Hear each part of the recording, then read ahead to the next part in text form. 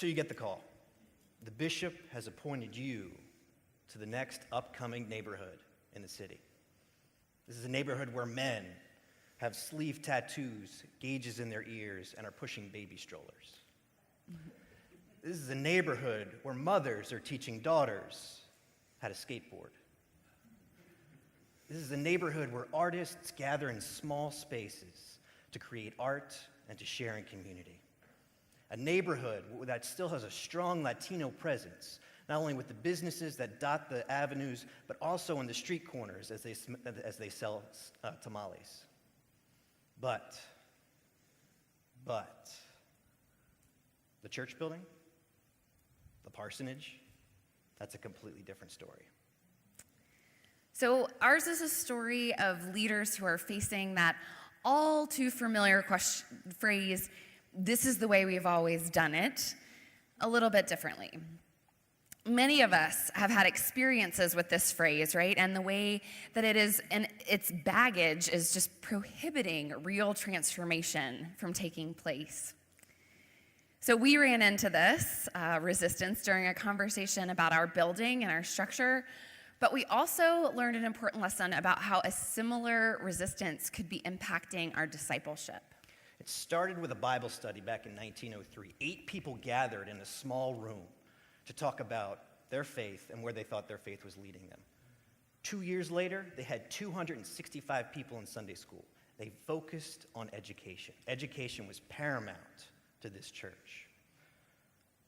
But, after 3 years in a brand new building, they had recognized that they had already outgrown it. It had grown dilapidated in 3 years. And they took a huge, huge leap of faith. They tore it down, all the way down to the ground, and decided to build something new on top of it. That building today is Grace United Methodist Church in Logan Square. Back then, it was Grace Evangelical Church, which predated the Evangelical United Brethren Church, which led the way to the United Methodist Church. There we go. Thank you, history buffs. That leap of faith paid off. For the next 50 years, it was the largest evangelical church in all of Chicago. For 50 years, it bloomed, it blossomed. But post-World War II, white flight that affected all urban areas throughout the country, they saw membership decline, worship attendance decline, all the way down till the late 2000s. When we got there in 2012, they were worshiping 9 people. This was a time to reconsider what was going on. What were the next steps? What were we going to do?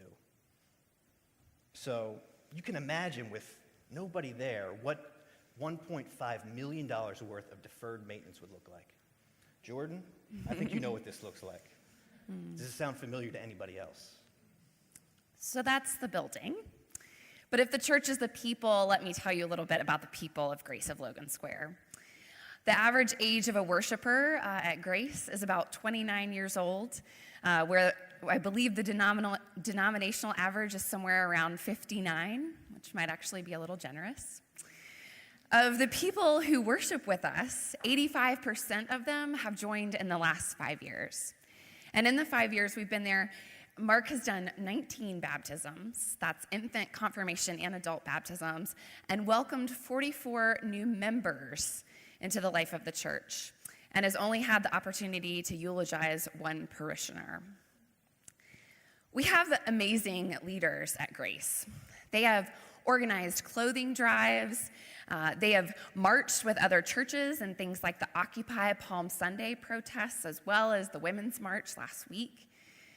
They've packaged food for our unhoused neighbors out of the kitchen in the basement of our church.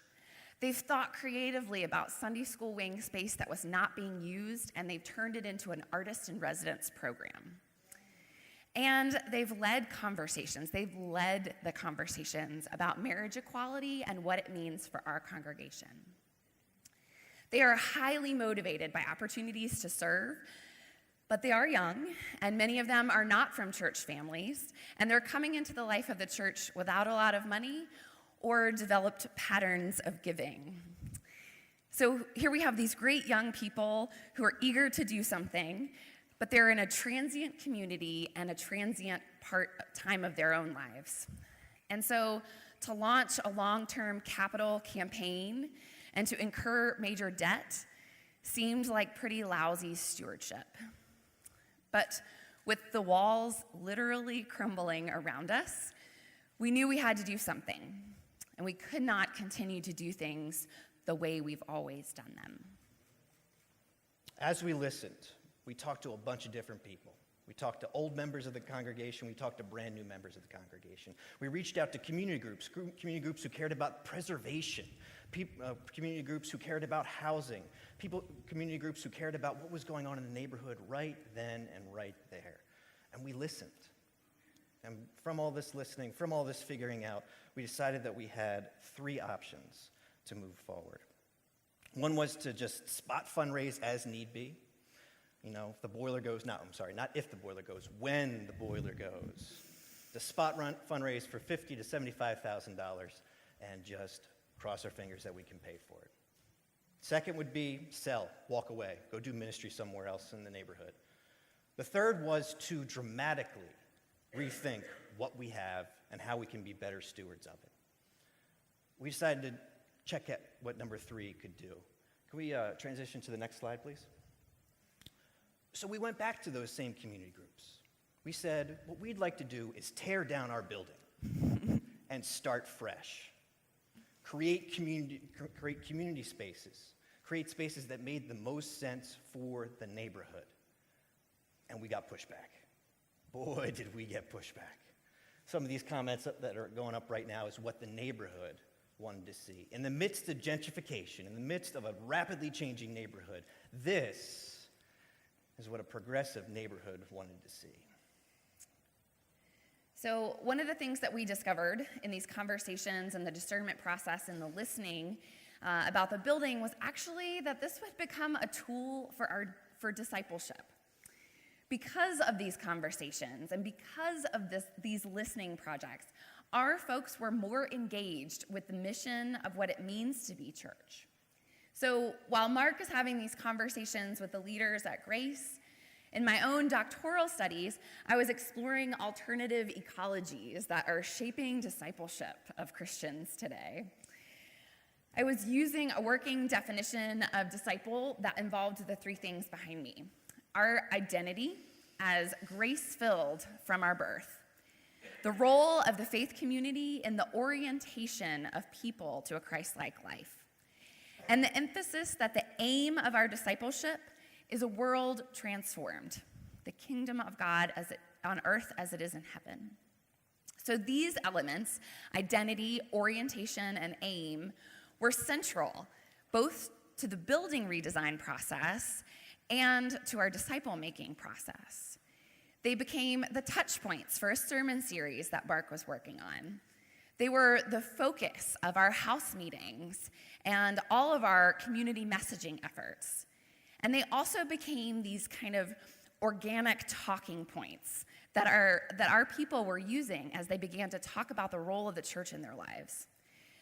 So if you'll advance to the next slide, I'd like you guys to hear a little bit from the voices of the people at Grace as they talk about the church. Year-round, week-round, constant presence. And also as you see, this is maybe more like technical, but as you see a lot of the mainline churches in the neighborhood go away, you know, the Episcopals went away, the Lutherans went away, I do think just there's a real value in giving a voice and a place to, and it doesn't sound super exciting, but a real place for like kind of traditional mainline Protestant church life in a community. Because I think once that goes away, then that just kind of, then you either have folks who don't care about spiritual life at all, or folks who maybe are more attracted to the extremes of religious and spiritual life. And I think that there's a place for here where we're not judgmental, but we do really want to talk about Jesus and the gospel and the importance of discipleship, but in a way that's welcoming and positive. And I think that if we can combine being a community hub with that voice of really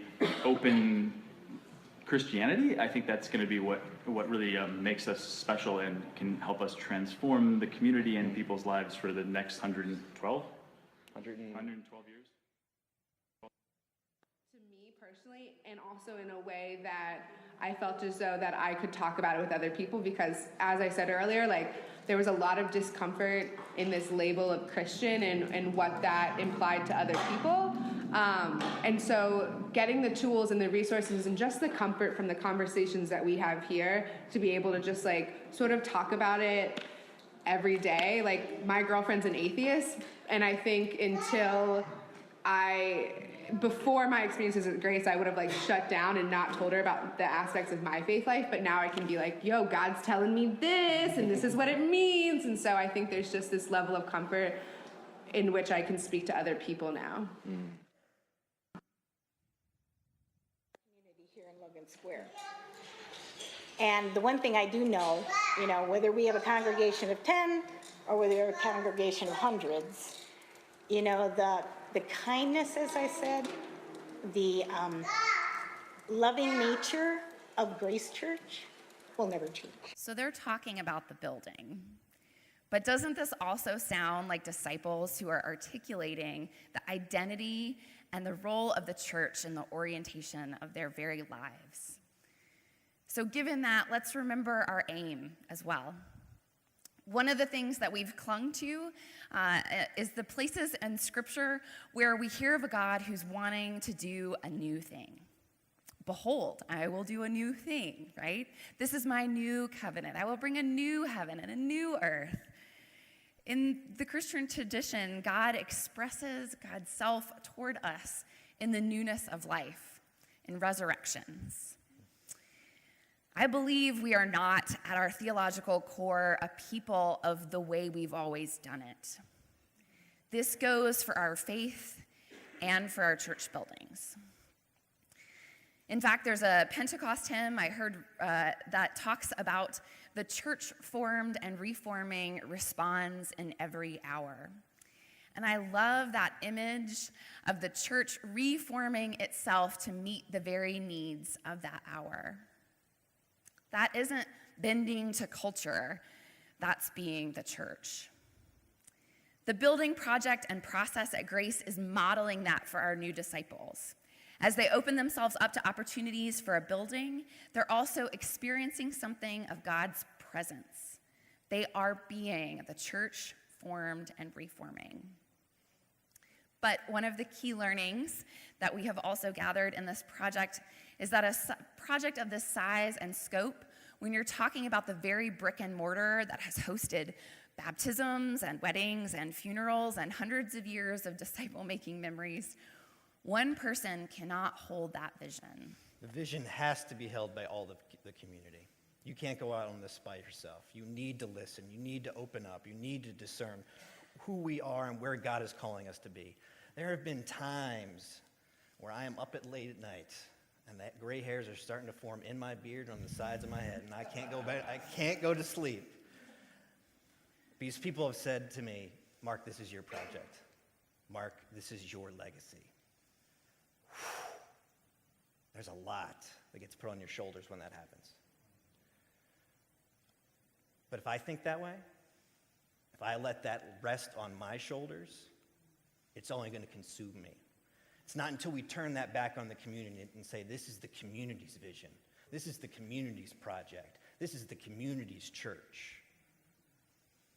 That starts to slowly start to go away. This is what we're heading towards. This is what it means to have a shared vision. So listening to those actual needs and appreciating the assets of your community is helping our leaders to think creatively and engage people in the mission of the church, and not just the preservation of structure or the perpetuation of an institution. This process is forming our disciples who are disciples of Jesus Christ, who have a deeper and clearer articulation of the purpose of the church in the world. That purpose, of course, being to transform it.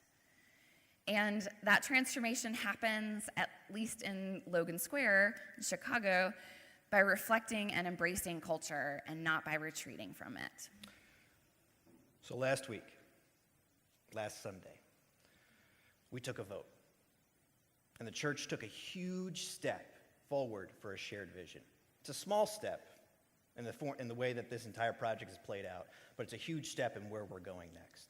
The church decided that it was going to take its building, what it has, both its worship space as well as the parsonage right next door, and rehab as much of it as possible.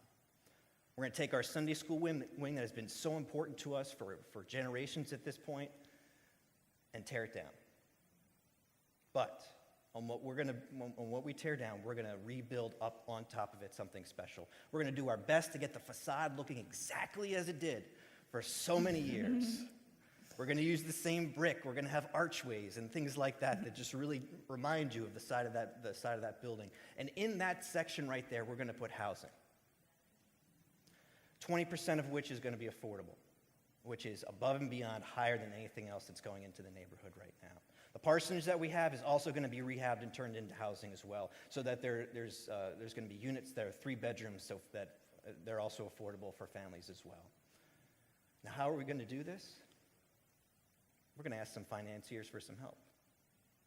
We're going to turn back into the community. We're going to turn back into the world and say, we need some help with this. We'd be happy to lease our land to you for a period of 30 to 99 years. From that leasing, you would receive all of the money of the rent for that period of time. But by giving you that up front, you're going to give us money to rehab what we need, which is a dynamic worship space that is multifaceted. It can be used by all sorts of people, not just for 1 hour out of the day, 1 day a week, but throughout the entire week. To have fellowship space downstairs that have movable walls and people can come and go as they please, to really make this a true community center. That's where our congregation is leading itself to be. Now, this is a very small step. We still have community meeting after community meeting after community meeting to have. We have votes way ahead of us. And let's not forget about the zoning level at the city. We got time in front of us. But without this discipleship piece, we wouldn't be where we are today. Right. This is all a part of the journey, and we're not there yet, so we can't hand over a nice, neat package to you all to replicate in your settings, but we do believe in this collective visioning process. We're listening to our members, to our community, and as we've listened, we've often heard things that we didn't like. But we invested in those relationships, and we held small group meetings and did lots of one-on-ones, and developed a sermon series on leaps of faith. And all of these were intended to reveal who we are and what we want the church to be in Logan Square, which points us back to our identity, our orientation, and our aim, the key elements of our disciple-making process. There's hope within this congregation. There is hope in the future. And that we're going to continue to be a vibrant part of this neighborhood. So if you find yourself in Chicago anytime soon, come on by. We'd love to have you. Check out what we're doing. Check out what we're not doing. Check out what we're doing really well, and ask us questions what we're failing at. We're here to be a resource for you. And as always, all are welcome.